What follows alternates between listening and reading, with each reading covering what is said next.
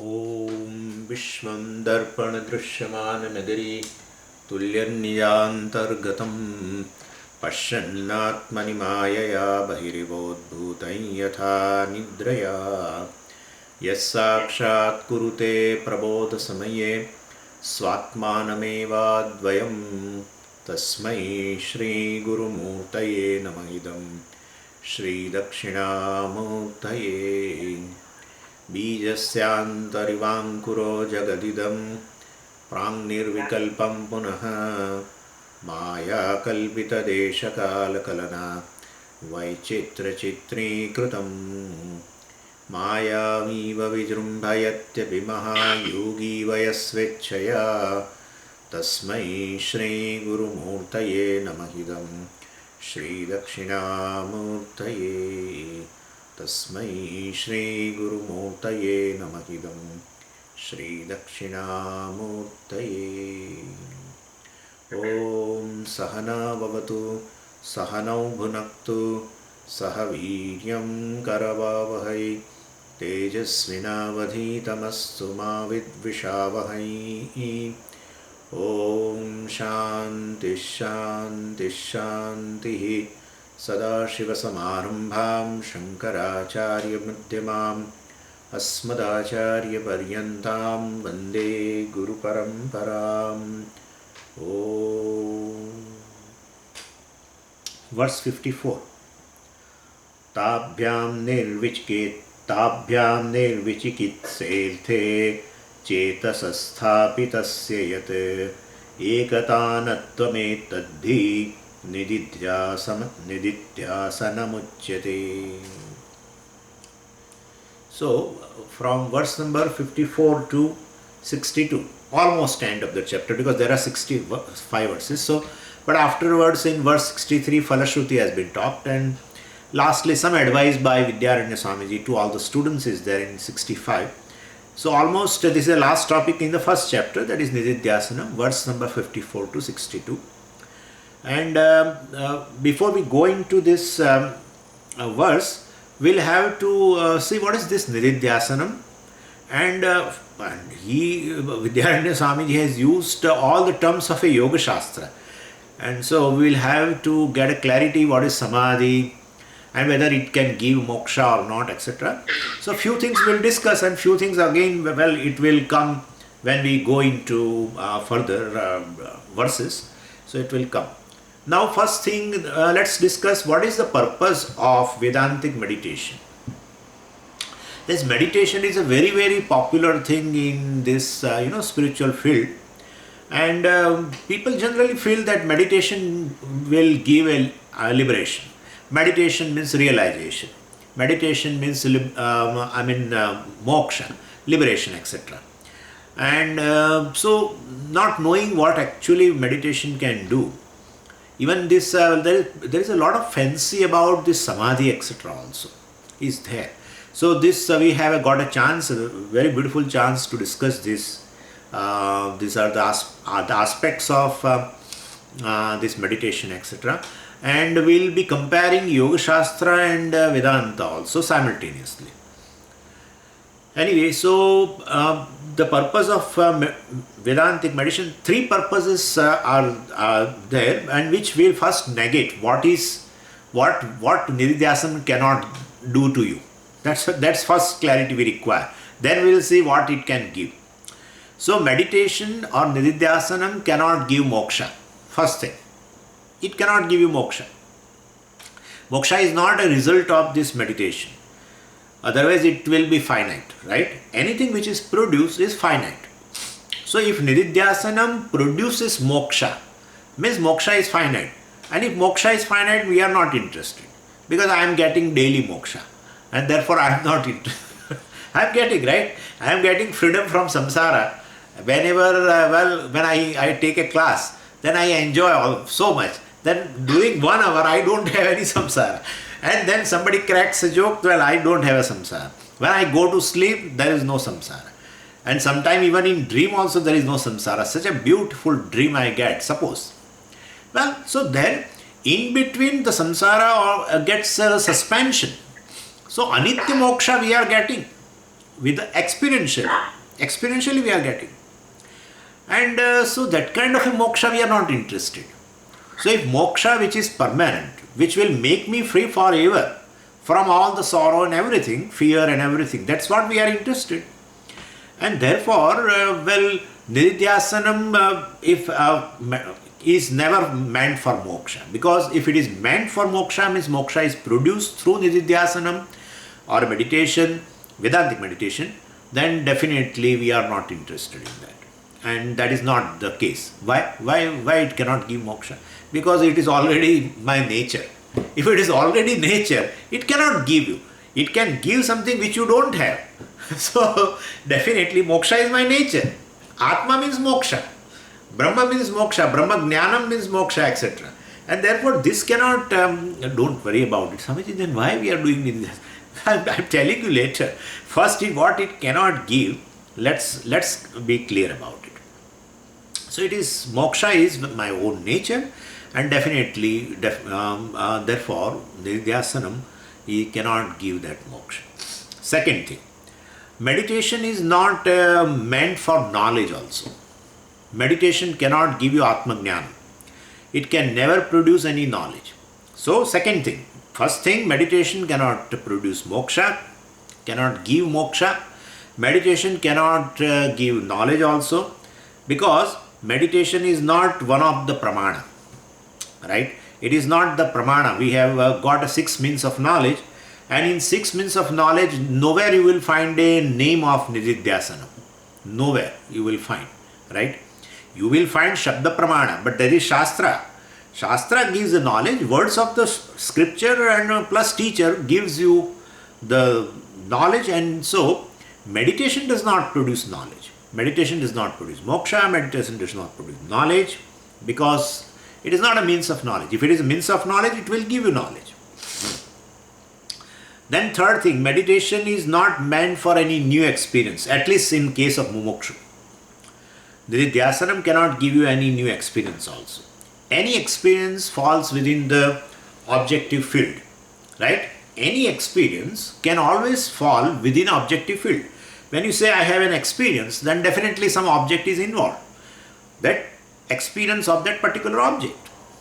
So an experience falls within the objective field, and which is other than the subject, and therefore it has nothing to do with the moksha. Moksha has something to do with the subject actually, and therefore, basically experience also will not be helpful. If so, meditation is not meant for, or Nididhyasanam is not meant for new experience. We should know it. Even experience of a most exalted thing also cannot give you moksha, because ultimately that most exalted thing which you experience is anatma. You are experiencer, and that is always different from you. If anything which is different from you, it has nothing to do with you. And therefore, basically, so Nididhyasanam, suppose somebody says in Nididhyasanam I have some kind of an experience, extraordinary experience or something. Well, it is not going to give you moksha. It is giving you some experience, that's another thing, but then it cannot give you moksha. Moksha is something which is centered on the self. Centered on the self. And therefore experience means there is two things are already involved. The one who is experiencer and the object of experience, etc. And therefore, whatever the most exalted experience you have, but that pertains to anatma only, and then definitely it cannot lead to the moksha. So, we say the third thing is meditation not meant for new experience also. So, mistake, ordinary, extraordinary, all kinds of experiences are there. All experiences are bound by time and space. Anything which is bound by time and space, well, we have to drop. That's called vairagya. That's called vairagya. That, well, anything which is bound by time and space, I am not interested. I am interested in something which is timeless, which is free from any boundary, limitless. And therefore, basically, experience it definitely, if suppose arises some extraordinary experiences, it will go. In no time it will go. And therefore, it all belongs to an Atma. What is time bound, what is space bound, what is experience bound is all an Atma. That's all. And I am not interested. And therefore, well, so all these things we have to be very clear before we do Nididhyasanam. It cannot give moksha, it cannot give knowledge, it cannot give you some new experience, and even if it gives you new experience, it is not a moksha. It is all pertaining to anatma only. I will explain you properly, don't worry, how to do Nididhyasanam, etc. We have discussed, of course, in Atma Bodha, but still we have got another chance where very beautiful verses are here. Anyway, so, but let me clarify here that we are not refuting extraordinary experience, please. So, if somebody narrates, and suppose some Siddha Purusha is there or some spiritually evolved person is there, and if he has some extraordinary experience, we don't deny it. But that is not moksha. That's what we say. We cannot say, well, nobody has that kind of experience or something. People may have. Some yogis have a lot of varieties of the experiences. And therefore, Ashtasiddhis have been talked about in Yoga Shastra also. But we basically, that is not moksha. That's what we want to convey. So we accept the possibility of some extraordinary experiences, etc. But we are, we are basically questioning the utility of that experience with the moksha. In moksha, that's all. That's a question mark. Utility of an extraordinary experience in moksha. Well, there is what we talk about moksha has nothing to do with the extraordinary or ordinary or any mystic experience. Nothing to do. And with you can open any Puranas book and you will find the Asuras and even Devatas also have so many mystical powers and what not and everything. Nothing, but their samsara has not gone at all. Nothing has gone. And therefore moksha is something, well, which has nothing to do with these extraordinary experiences. No utility of extraordinary experience. Why are you discussing? Because people are all the time oriented to this only. Once person comes in a spiritual field means he is oriented to experience. And that to some extraordinary, ordinary experience, some mystic experience. And that, so far as that continues, well, I am sure that whole of his, very sorry to say, but whole of his Shravanam and Mananam, even in case if he has done, is in vain, in totally vain. It will not be helpful at all. So here we talk about a reality, and the reality is a reality. Sometime, well, in fact, what we experience is unreal. I don't want to go into detail into that. That's what Vedantic, very basic thing. What you experience is basically mithya. And you can see, let's not talk about extraordinary experiences.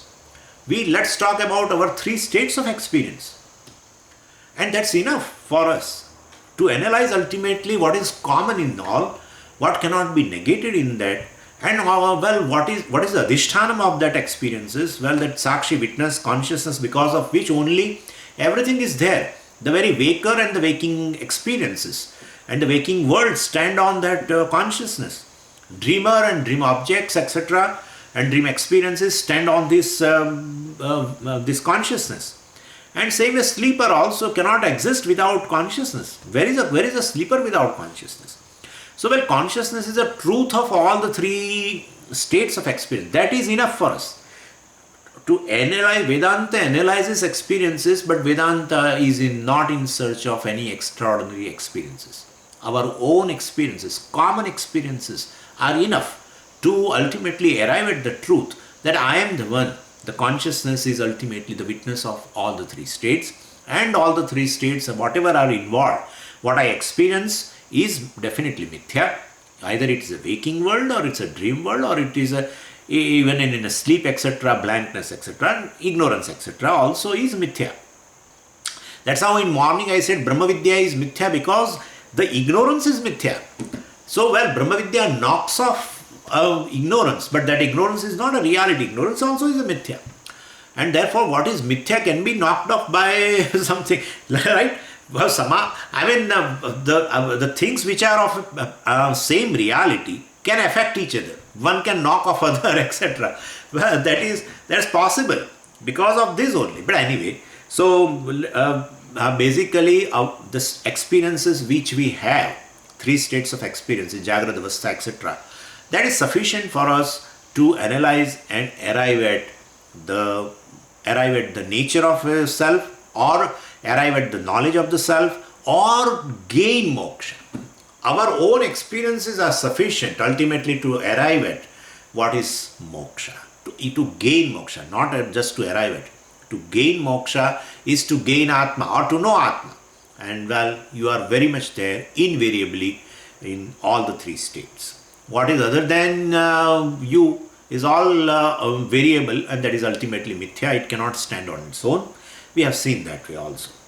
So three reasons I have given you what Nididhyasanam cannot do for you.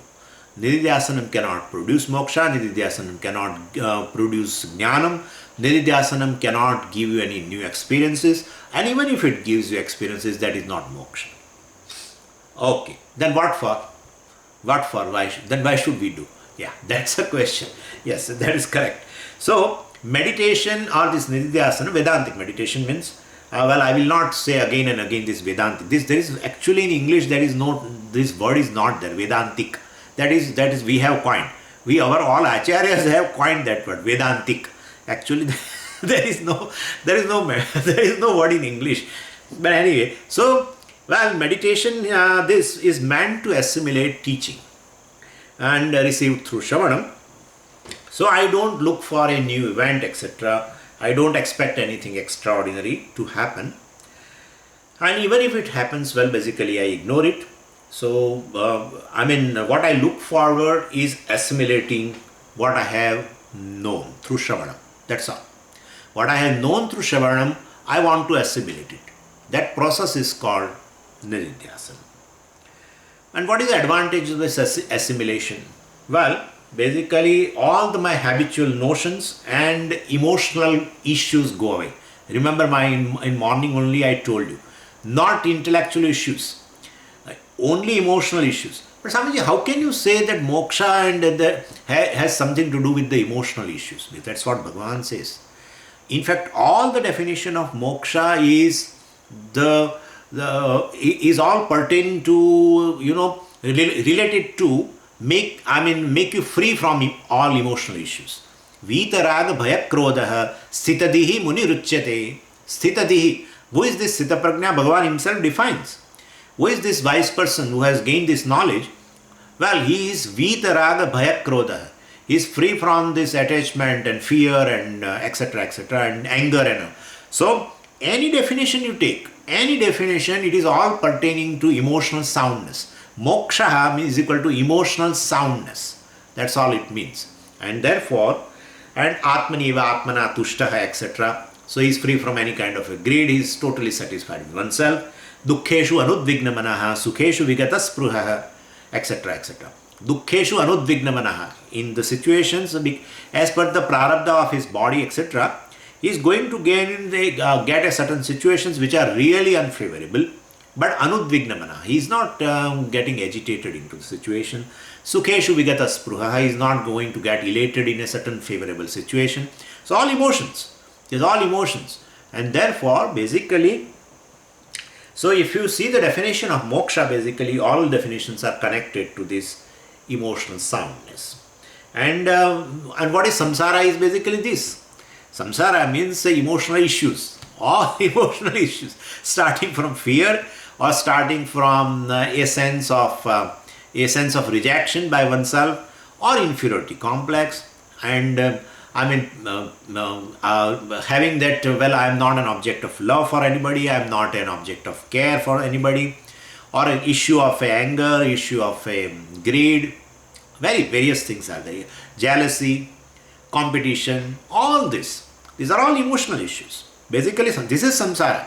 Why that is samsara? Because that is what actually, these emotions only first they will make us basically, sad. We are suffering because of this emotion. Whenever such emotions arises, we call negative emotion, etc. Well, or ragadvesha also. Ragadvesha also is a very terrible thing.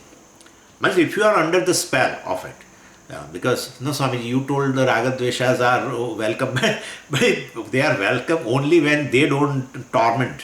So if you are under their spell and you feel that you have to fulfill them, then definitely that's not correct. That's not correct. So basically, Nididhyasanam means assimilation of knowledge. Assimilation of knowledge means basically I will be free from this all habitual issues, habitual problems. All emotional issues are habitual. Person gets immediately get angry. Person even without much notice he will become jealous of somebody or something. All these things. So all definitions in Bhagavad Gita pertaining to moksha is basically connecting to this emotional soundness. So viparyaya means basically by assimilation of knowledge we become free from habitual notions. Well, I am going to discuss something more in habitual notions, but right now take this much that one becomes free from these emotional problems. That's free from suffering. And this is a second type of an obstacle for the jnanam to be fruitful. First obstacle, I have told you in the morning itself, doubt at an intellectual level is the first problem, and habitual error or habit that at an emotional level is a second issue. So, and if you have doubt at an intellectual level, then Nididhyasanam cannot help. A person with a doubtful knowledge, if he tries to do Nididhyasanam, that will definitely not help him at all. Like Manobuddhi Hankar Chittani Naham, etc., he chants that verse while sitting in meditation. In Nididhyasana, he chants, I am not the mind, I am not this intellect, etc. And then in one corner he is thinking that. In another corner, Swami tells this, that I am not the mind, etc. But anyway, when he says, it must be true, no? That I am free, I am not this body, etc. So, where is the Nididhyasana? Because there is a doubt. So on one side, don't think that there is on one side thinking and a doubt is on other side. There is a way of saying. That's a way of saying.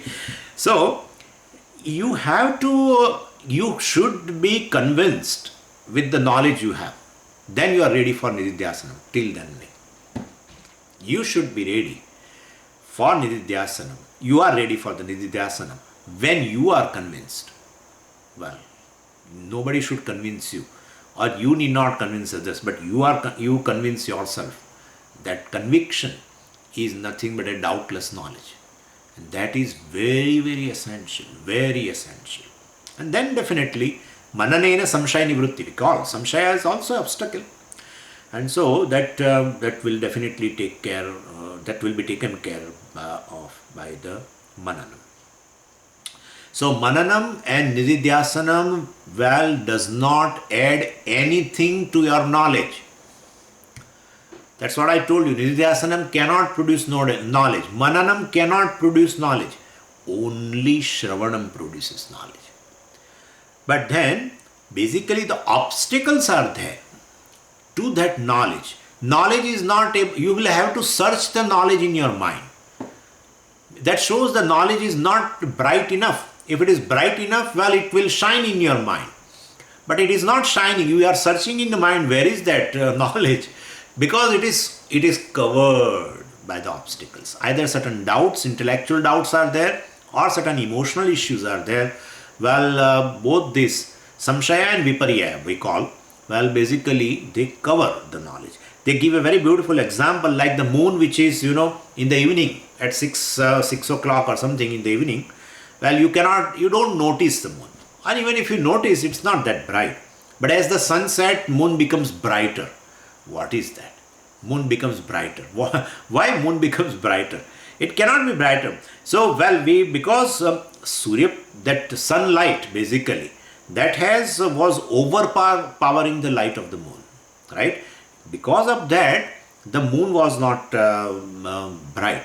Now, as the sunlight has now gone, the same moon, which was actually bright, now it shines. So sunlight was an obstruction to the moonlight. That's what it is. Same way we have a knowledge like a moonlight. It is there. But because of the obstruction, of this, the doubts, samshaya is there, some intellectual doubts are there. At intellectual, we have some doubts, and this emotional issue level at certain habitual errors are there. If you remember in Atmabodha, I have talked about that at subconscious level, everything that I am body, etc. Well, I am going to talk about it. That is also you have to consider. Or else, since we are talking about moksha, ultimate benefit will, jnanam gives you a fruit, jnana phalam. So when you do nididhyasana, we say like that. So basically, this jnanam should make you free, should give you moksha, but it is not able to give because of these two types of doubts. So don't think that nididhyasana produces moksha. You are free, but because of this kind of obstacles, you are not able to enjoy your freedom. You are not able to enjoy your own nature. You are not able to enjoy your own treasure. And therefore, mananam removes the doubt at an intellectual level, which we samshayas we call as a doubt, and this habitual, error, etc., or emotional issues, which will be removed by the nididhyasana. Then, the knowledge which you have gained through shravanam now shines. That's all it is. So, mananam and nididhyasanam cannot produce knowledge, cannot produce jnanam. Jnanam is made free from obstacles by both. So, only Shravanam gives you aparoksha jnanam. Please understand. Because there it has been narrated as, so don't think it is, Shravanam gives paroksha jnanam and nididhyasanam gives aparoksha jnanam. Nothing of that sort. Nothing of that sort. Shravanam alone gives you aparoksha jnanam. Because vastu is aparoksha. Basically it is you. And the teacher talks about in that way only that you are Brahman, you are free, you are this, you are Nitya, etc. You are Asangaha. So all the time then you should give you knowledge in that way only that I am free basically. And the knowledge is generated also. Please understand. Mahavakya Shravanam gives you aparoksha jnanam. If anybody tells that Mahavakya gives knowledge that is paroksha jnanam, don't accept it. Because there it is clearly equated that you are Brahman. You and Brahman are equated, that is the Mahavakya. And therefore, Mahavakya alone gives a paroksha jnanam.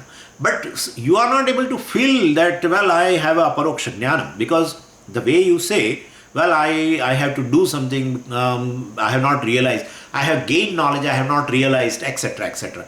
Or, I'm not free, even though I have listened for many years, Swamiji, but I don't think I have moksha or I am free. It will come in future, etc. So they are all obstacles actually. And so we have to address either it has not become clear at an intellectual level, some shayas are there, or some habitual errors are there. And so this both, mananam and nididhyasanam, will remove the obstacles, and the knowledge which you have gained through shravanam, alone ultimately shines now.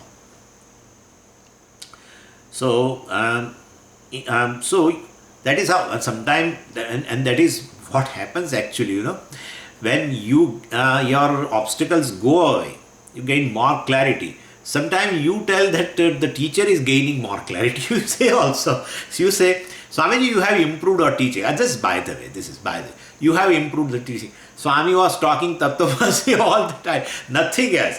But our own mind now, becoming free from all obstacles because of mananam or nididhyasanam, etc. And so we start, gaining the fruit of this knowledge, that is, the moksha, etc.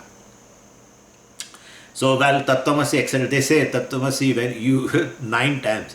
So when it says, teacher says you are Brahman, Tattvamasi, you are Brahman, you are Brahman. And so student initially was saying you are Brahman to the teacher. And now later, after 9 times, he has started telling, I am Brahman, I am Brahman. So initially, what teacher said, he only repeated, you are Brahman, etc. This is how it is. Anyway, so this is about nididhyasanam. Now, nididhyasanam is of 2 types. First type of nididhyasanam is, a constant alertness to every situation during waking state. Means our response to every situation is based in keeping with the teaching, etc. So So definitely when you are responding in a situation, well, you have a particular identity. Right now I'm responding in this situation. Well, definitely then I am a teacher, etc. Or you are right now, you consider yourself as a listener, etc., Shrota, etc. Well, that is not my correct. That's not my correct identity, etc. I mean, immediately our mind should think that, well, I am not neither a listener or I am neither a teacher, etc. Whatever. So this is, I mean, in a different situation, well, you are alert and negate what you are not. So that is a one type of a meditation, Nididhyasana. And that is what Bhagavan also has said: Pashyan, Shrunvan, Sprushan, Jigran, Ashnan, Gachan, Swapan, Shwasan, Pralapan, Visrujan, Unmishan, Nimishan. Right? While doing this, Pashyan, while seeing, Shrunvan, while listening, etc. Naiva kinchit karomiti yukto manyeta tattvavit. Well, he is constantly thinking, well, I am not a listener, I am not doing an action of a listening. Well, I am merely a presence, I am merely a consciousness in presence of me. Well, these ears do the job of the listening. Ears pick up the words, eyes pick up the forms. Well, I don't do anything, etc. This is a meditation.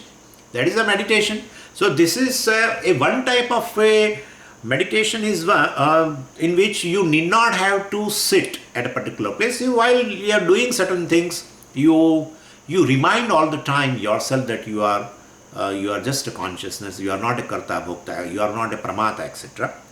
So, well, this is a very beautiful meditation. This kind of meditation has been talked in Bhagavad Gita in chapter 5 especially. And in chapter 6, Bhagavan has talked about another type of meditation. That is, we call Dhyana Yoga. That's a formal meditation in which you sit and spend time exclusively with a specific deeper problems. Well, I will talk about it little later. But we have certain deeper issues. In Atma Bodha also I have talked to you. Because that particular notion about you is basically making, is making you suffer a lot. Like some people have a fear of something. Some people have a sense of rejection. They always feel people are not, listening to you. People are rejecting you. People are not loving you. People have that kind of a thing. Many people tell also, Swamiji, I don't know, I do a lot of things for people, but people still reject us. People don't love us, as if I don't know what kind of a prarabdha I have. And when they tell, there is a lot of pain in them. It's a lot of pain. So basically, they are talking about themselves, but that's a wrong notion about themselves, right? This is called vipariyaya. That is called a habitual notion, since it has gone into subconscious mind now.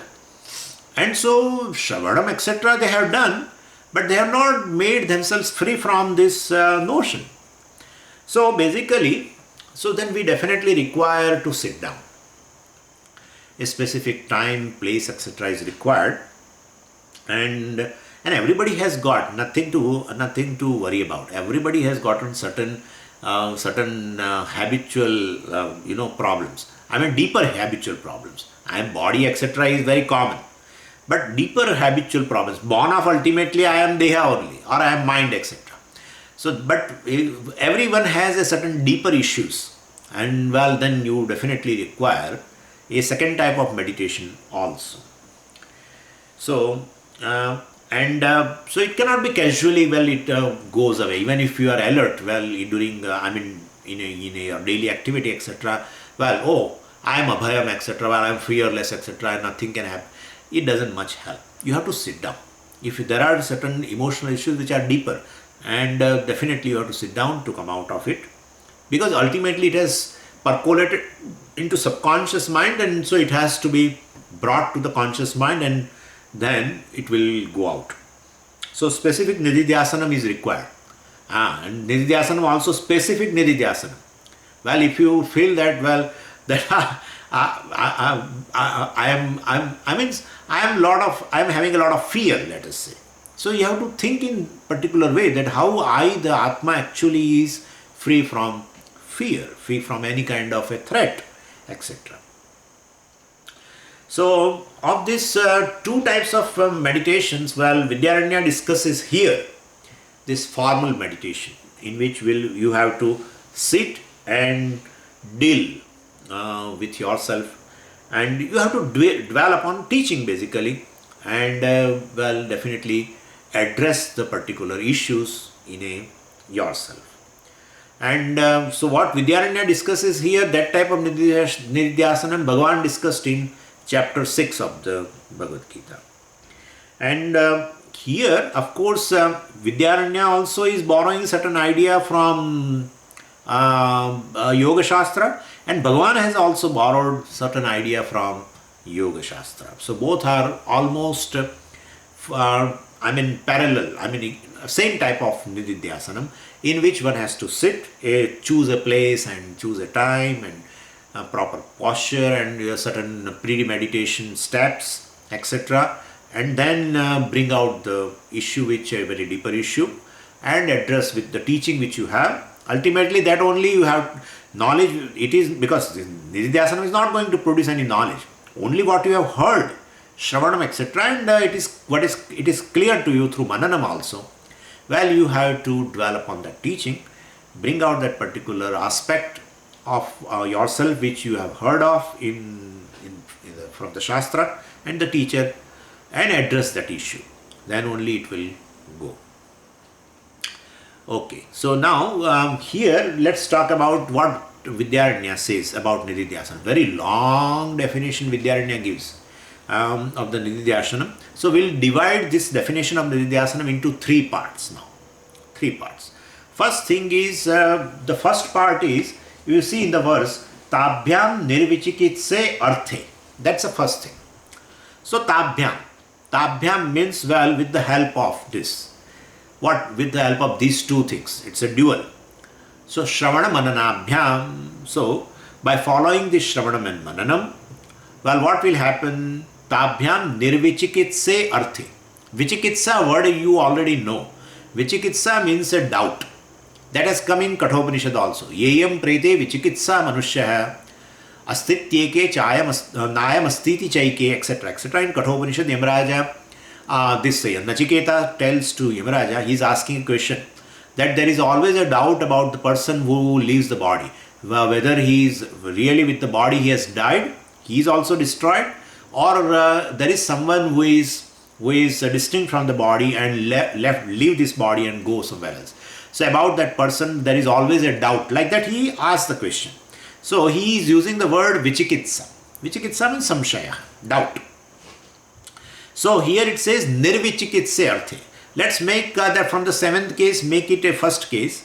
So tabhyam arthaha nirvichikitsaha bhavati. Tabhyam, Shravana Mananabhyam. By following this Shravanam and Mananam, this arthaha. Artha means Vedantasya tat artha.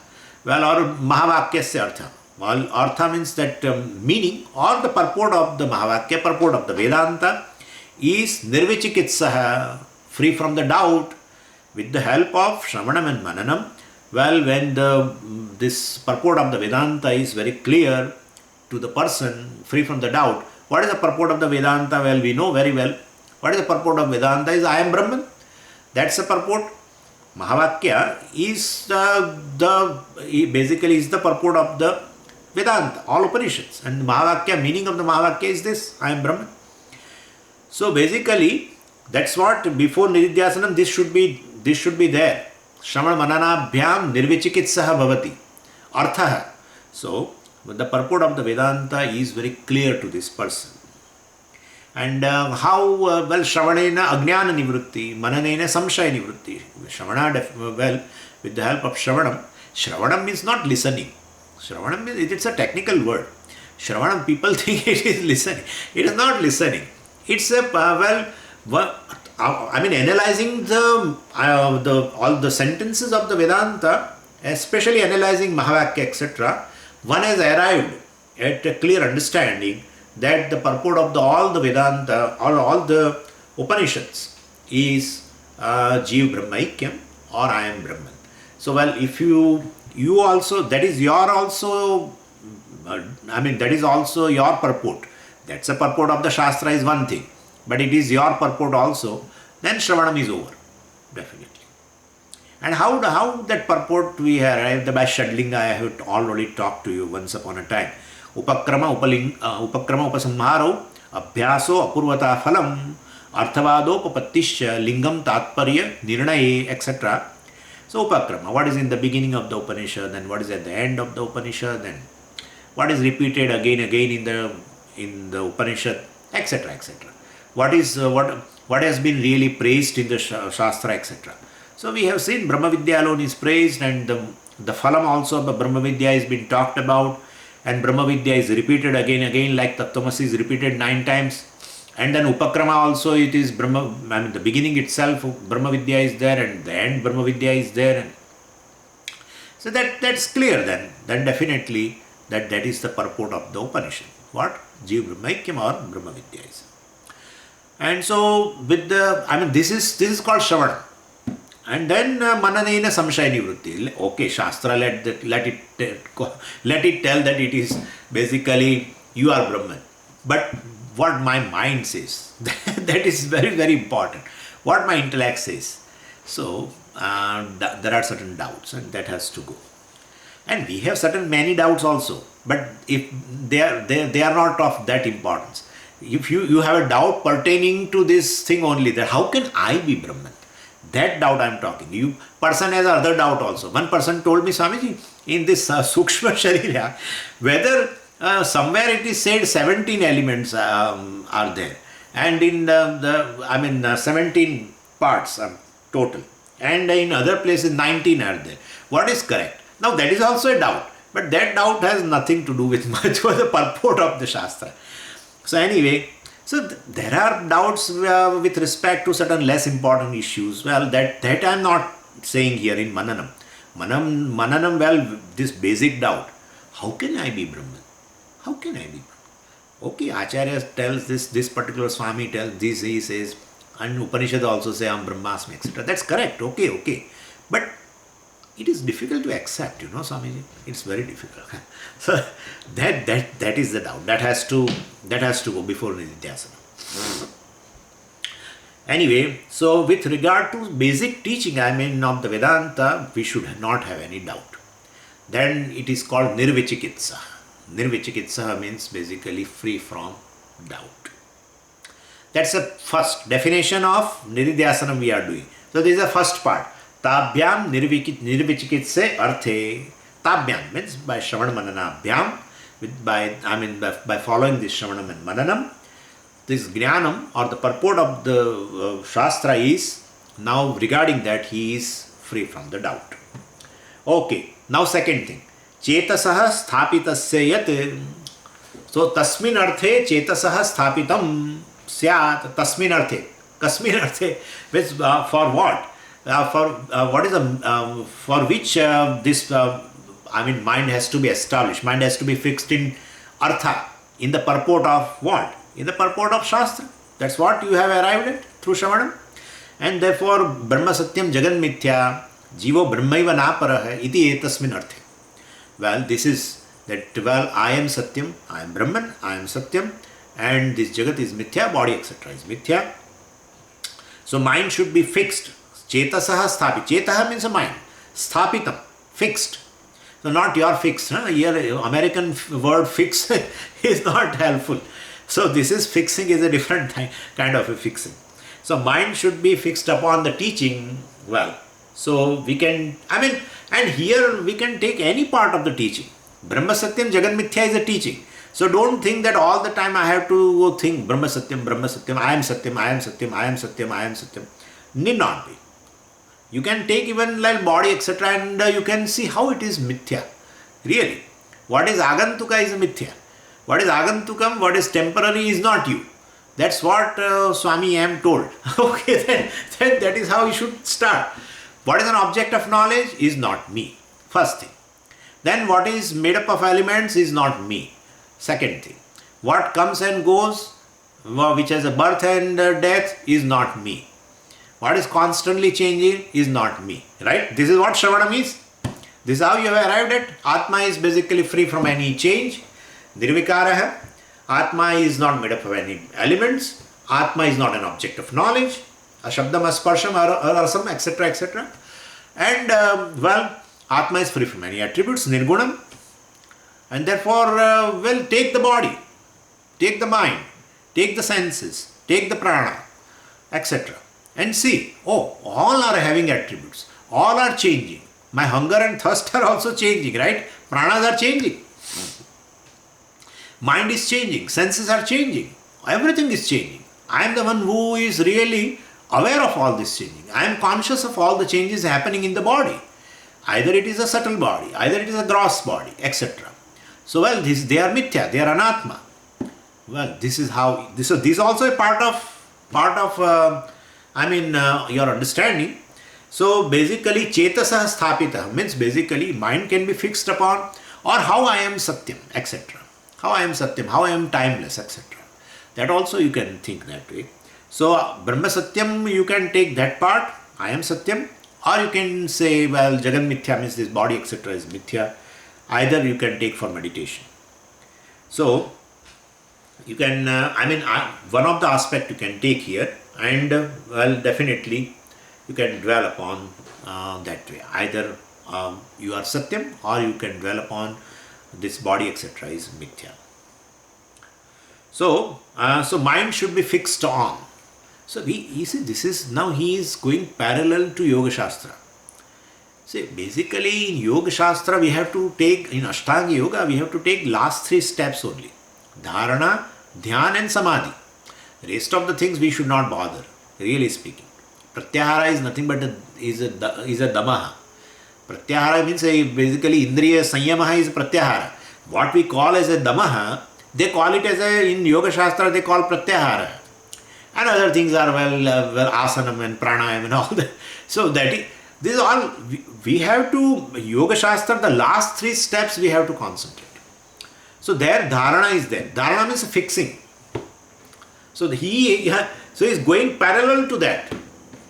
In fact, Vidyaranya will pick up the words also of Yoga Shastra. I will show you that. Anyway, so what is this fixing? A fixing of what? Fixing of mind, with chetaha. Chetasah sthapitam. Cheta means a mind. So fix your mind. But what is this fixing? So we say basically hand should be fixed on book means hand is placed on the book. So fix the mind, basically I say fix your mind on this computer or on this laptop. Let's say that. Fix your mind on this laptop right now at this moment. Well, so what? Taking the mind from the head and attaching it to the computer? No. So basically, here fixing the mind basically is constantly thinking about that object. So entertaining the thought, dealing with that object is called fixing.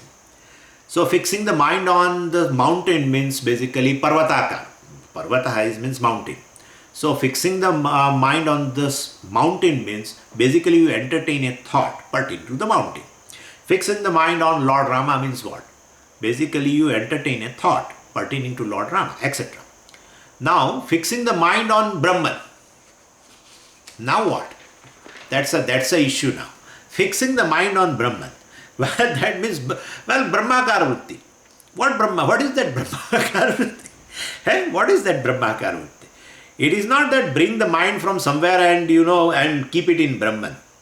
In fact, you need not bring the mind on Brahman because everything is Brahman and mind is already in Brahman. Already it is in Brahman. Other than Brahman, everything is basically Mithya. Mithya means non-separate, you know very well. And so everything is already fixed in the Brahman. And so, Brahman, which is all pervasive, definitely mind is all the time there in the Brahman. All the time mind is resting in Brahman. So then why do you say fix the mind on Brahman? Why do you say in this Dhyasanam, Chetasah sthapitam? So basically in Atma you fix your mind. But then why, or Atma means that Brahman. Why do you fix the mind in Brahman? Why do you say like that? Well, basically we mean that let the thought be centered around Brahman. That's all. Because most of the time you as though forget Brahman and thinking something about else. And therefore basically It's not a physical separation or union between Brahman and the mind. It is mind can, I said, mind can never be away from the Brahman. Nothing can be away from Brahman actually. But basically, Vedantic meditation, Nididhyasana means involvement, involving entertainment of thoughts pertaining to the Brahman. That's all it is. So, yan manasana manute yena ahur manomatam, etc. we have seen in Kinopanishad also. So that's very wonderful thing. Here we are going away from the Yoga Shastra. So in our meditation, basically we entertain thoughts. Thoughts pertaining to the Brahman is called basically fixing the mind on Brahman. Whereas in Yoga Shastra, well, slowly as you go ahead in Ashtanga Yoga, slowly you should become slowly thoughtless. So that is their meditation is ultimately thoughtless state, Nirvikalpa Samadhi. I will talk about it. So basically, Chetaha Sthapitam Syat, Chetaha Sthapitam, having fixed the mind on Brahman. Well, this is the second thing. Pertaining to the thoughts, your mind should have a thoughts pertaining to the Brahman or self basically. Brahman means yourself. Pertaining to the I. This is the second thing. Third thing now. What is third thing he says in the definition of Nididhyasanam? Ekatanatvam. Ekatanatvam. That's all. Ekatanatvam. Chetasaha ekatanatvam. We have to take it that way. Chetasaha ekatanatvam. And this ekatanatvam Vidyaranya has definitely borrowed from Yoga Shastra. So, ekatanatvam literally it means concentration, basically. So, this terminology is borrowed from Yoga Shastra. In Yoga Shastra, they define dhyanam. After dharana, dhyanam comes. Dharana means fixing the mind. So there they fix the mind on a certain object, let's say.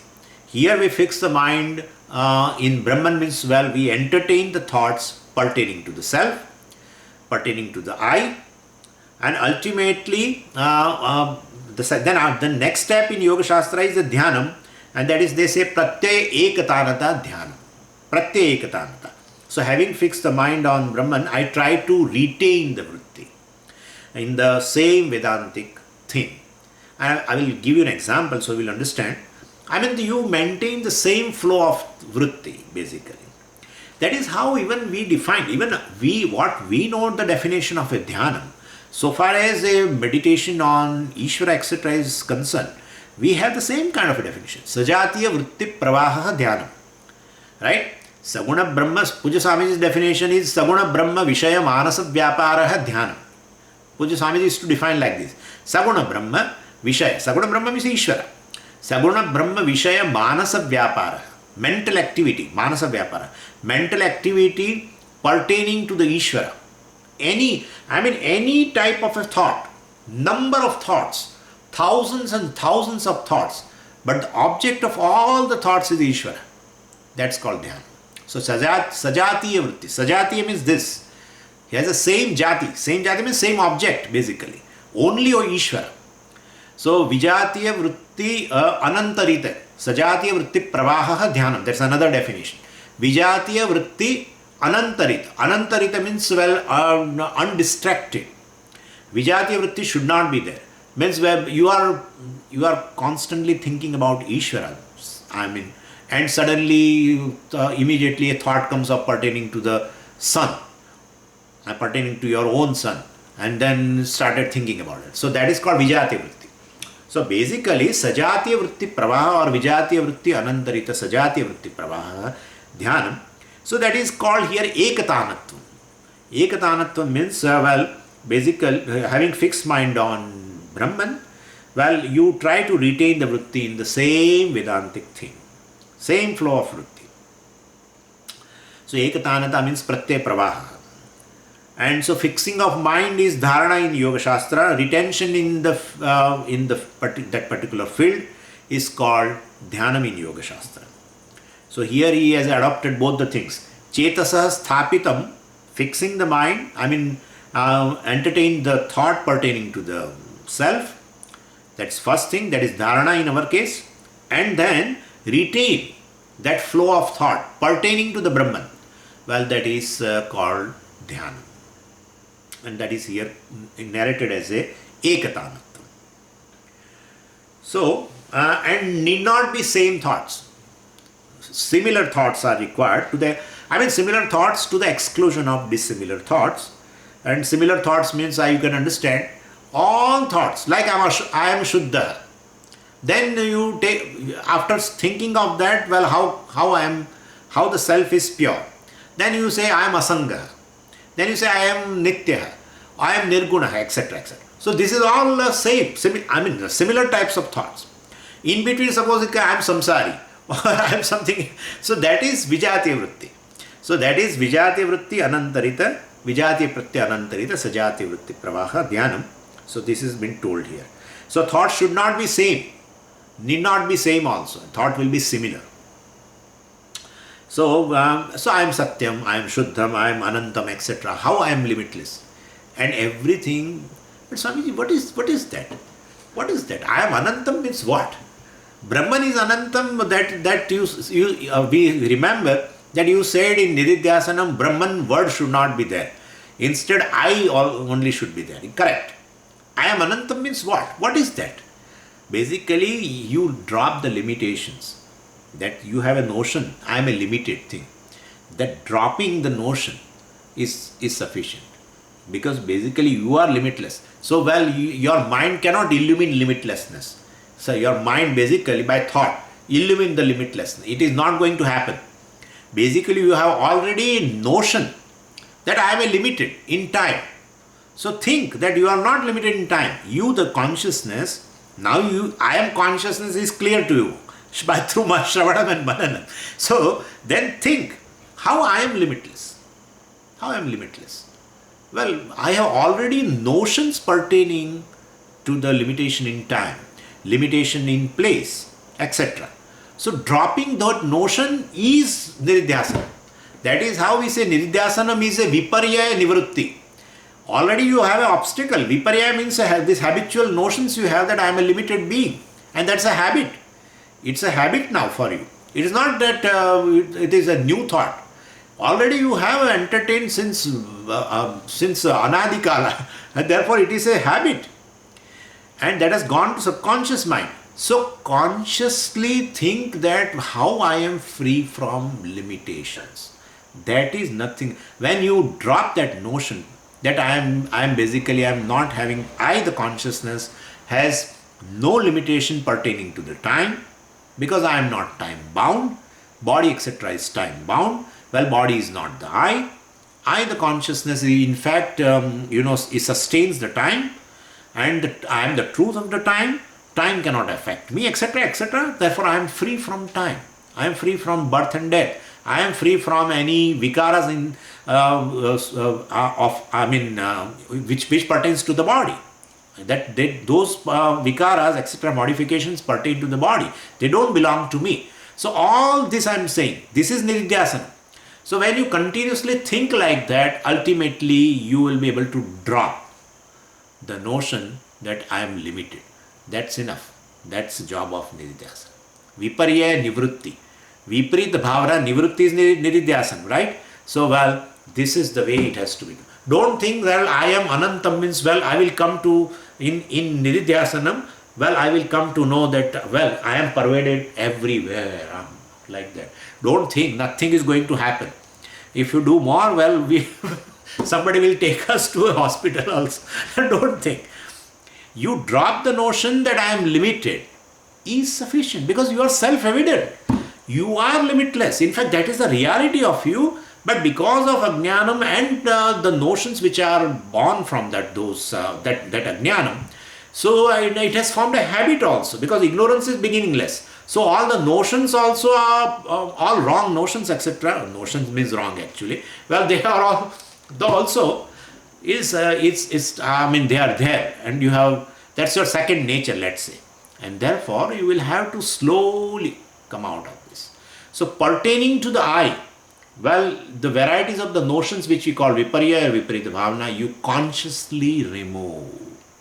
Don't do anything else. What you are left over is that consciousness is limitless. That is that I will be able to see, Swamiji. Oh, mere bhai. That is your understanding about yourself. that you will be left with the understanding about yourself, the reality about yourself, that I am limitless. Once you drop the sense of limitation, which is born of ignorance, ultimately, and the clarity you have that you are basically limitless, and therefore you are able to think how I am limitless, then that itself, how am I limitless? I think, I don't think this thing is clear to me. Then don't do Nididhyasana. Don't do. Still, you have to remove the doubts. Your intellect is not convinced that you are limitless, and therefore Nididhyasana is not for you. Then make it clear first how you are limitless in intellect, in a conscious mind. Make it clear, and then sit in meditation. Well, that's that. Then it works. Then it works. So simply dropping the notion is enough. Once you drop the notion, you are left with what's the reality about you. And never think that my mind will illumine. I am Shuddha, I am pure, my mind will illumine. No. Mind will basically drop the notions in light of the knowledge. That is how I say, only you have to relive the teaching. Dwelling upon the teaching. So that is enough.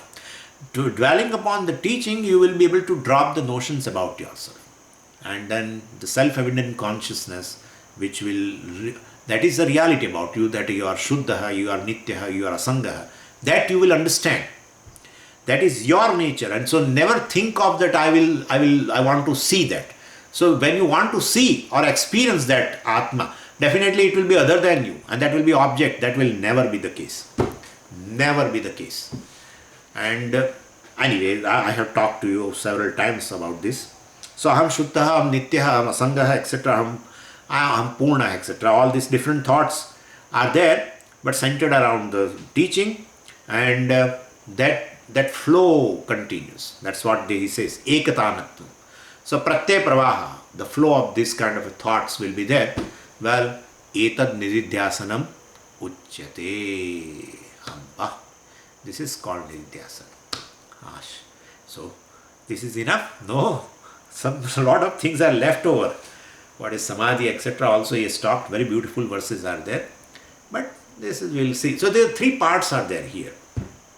Tabhyam nirvichikitse arthe, through the Shravanam Mananam, the knowledge which is clear to you now, and free from doubts, that is first condition. Chetasa sthapitam, so mind should have, definitely entertain a thought pertaining to the self. Don't think about anything else, don't think about your son, daughter, etc. or daughter-in-law, right? No, just think about yourself, fix your mind there, and then start. Pratyekatanatvam. Bring the teaching which is clear to you, bring it in your conscious mind, and think how I am Nitya, how I am Shuddha, how I am Anantam, etc. I am Purnaka. And in that process, basically you are dropping the notion and making yourself free from one obstacle called Viparyaya. That is Nididhyasana. Om Purnamadah Purnamidam Purnat Purnamudachyate Purnasya Purnamadaya Purnamevavashishyate. Om Shanti Shanti Shanti. Harihi Om Shri Gurubhyo Namaha. Harihi Om. Hari Om Swami.